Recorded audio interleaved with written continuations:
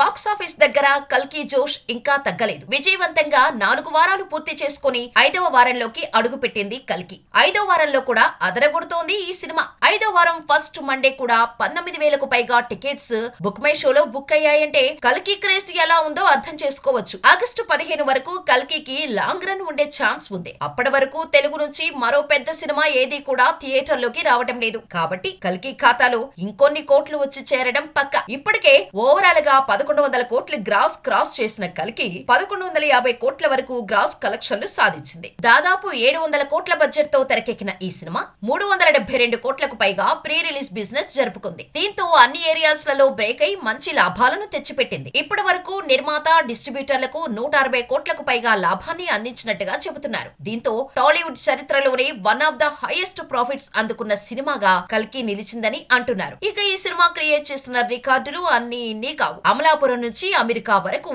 Box office ని షేక్ చేసింది. ముఖ్యంగా నేపాల్లో బాహుబలి రికార్డు బద్దలు కొట్టి సంచలనంగా నిలిచింది కల్కి. నేపాల్లో ఇప్పటి వరకు ఆల్ టైమ్ హైయెస్ట్ కలెక్షన్స్ ని అందుకున్న ఇండియన్ మూవీగా బాహుబలి 2 ఉంది. కానీ ఇప్పుడు 23 కోట్లకు పైగా వసూళ్లు రాబట్టి ఇంకా నేపాల్లో స్టడీ కలెక్షన్స్ తో దూసుకుపోతోంది కల్కి. ఏదేమైనా కల్కి మాత్రం ఓ సెన్సేషన్ అనే చెప్పాలి.